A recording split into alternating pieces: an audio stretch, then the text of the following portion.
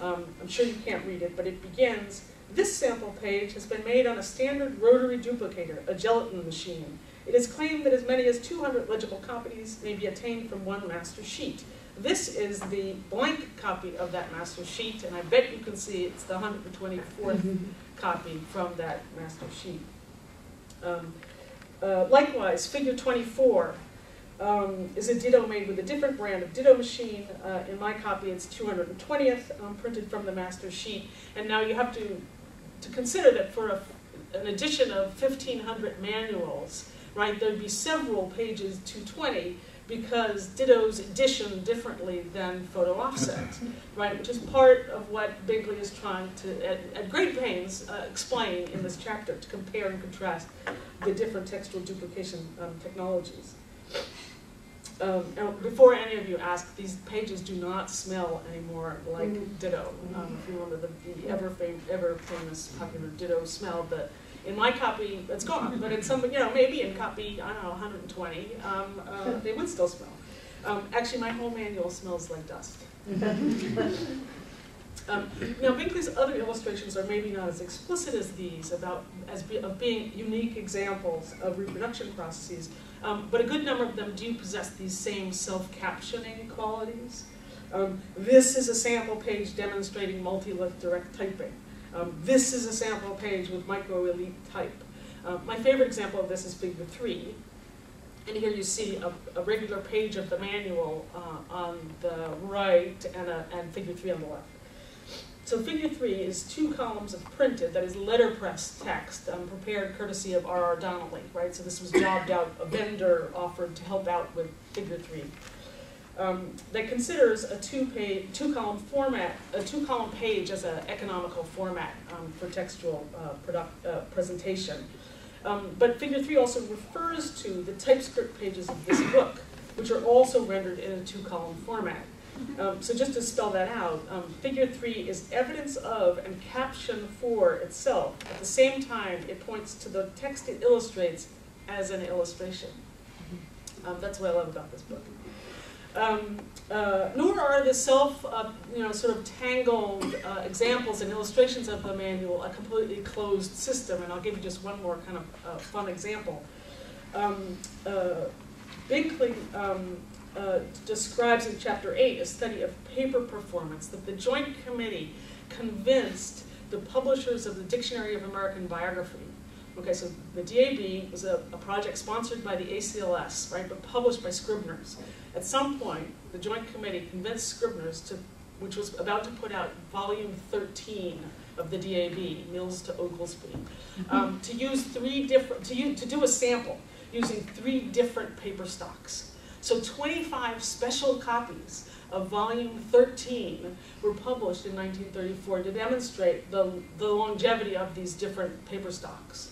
And the manual urges readers, the reader is advised to examine them.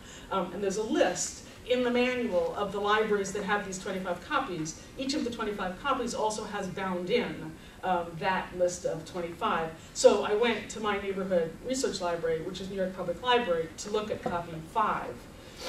It was tons of fun because the library has different versions of the DAB, and I had to find the right one. And then sure enough, there is this explanation, and then the 3 kinds of paper, you can tell they're different. And there are 2 blank sheets of each in the back so that you could actually test them. But if you've ever worked at the New York Public Library, there are police in there. You don't want to, so I didn't fold, But there it was again, and they looked different, they felt different, they kind of smelled different, but I couldn't tell you exactly how they were different. So readers of the manual must examine the DAB according to a logic entirely out of keeping with the alphabetically arranged text, and they have to examine a particular copy of the DAB, which is one of a particular set of 25, amid an edition of many thousands. Now this DAB experiment, of course, appeals to an unknown future, a future sketched in part many years later by Nicholson Baker in his book Doublefold, if you've ever read that, which, by the way, demonizes Binkley as a supporter of microfilming.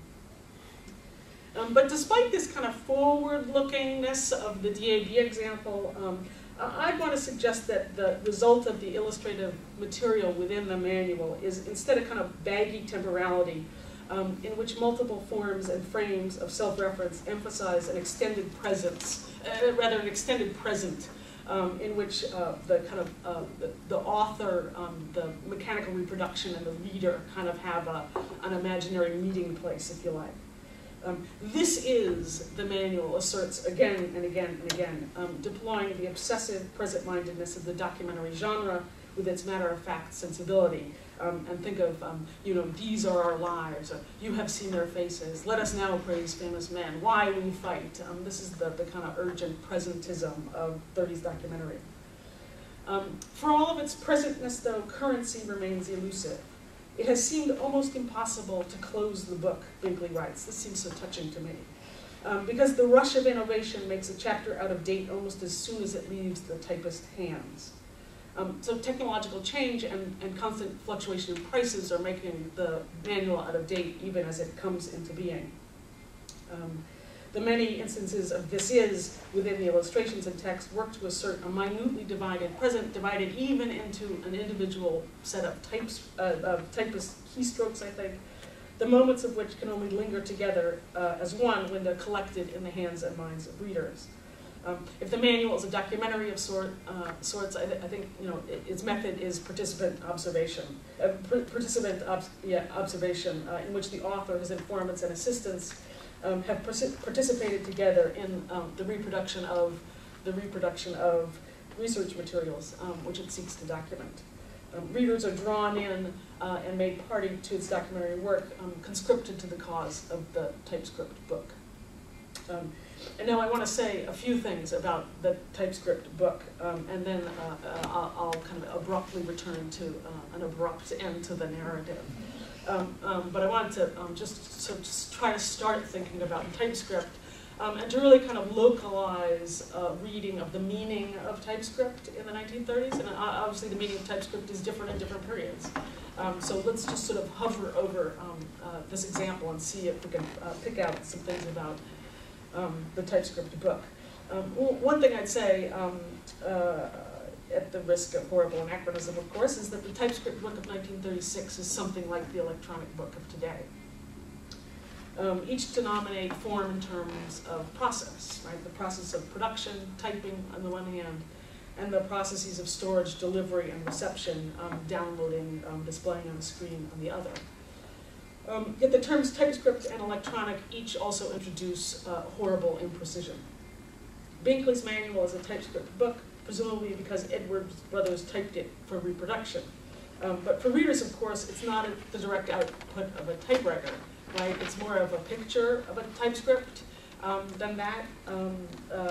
It's a picture of typed pages that retain the monospaced letter forms and the ragged right-hand margin, but that aren't really made by a typewriter. The Typescript book can be a hectograph, that's a ditto, a mimeograph, or a planograph, that's an offset, and still be a Typescript according to the manual. Indeed, it's never only a Typescript. It seems clear. The way a printed book, by contrast, is only a printed book until, that is, it's something else entirely, like microphone. Likewise, an electronic book always involves text on the screen, but in common parlance, it can take a lot of forms, right? So it's in a browser window, it is a Kindle, or on a Kindle, or an iPad, for instance. And it's been electronic in one way or another from the author's computer or the publisher's scanner on through to the database from which it needs to be downloaded. Typescript books, if you like, are Typescript all the way up, whereas electronic books are electronic all the way down. But I realize that I may have that reversed. I'm not entirely sure. Individual printed books, by contrast, are only printed, and they're printed only once. So there's, I think, a big, bright distinction to be made there that may have eluded us in our familiarity with contemporary forms. One of my points is that the Typescript book of Binkley's day was something of a contradiction in terms, since books were published, but Typescript was internal and unpublished, even if somehow public.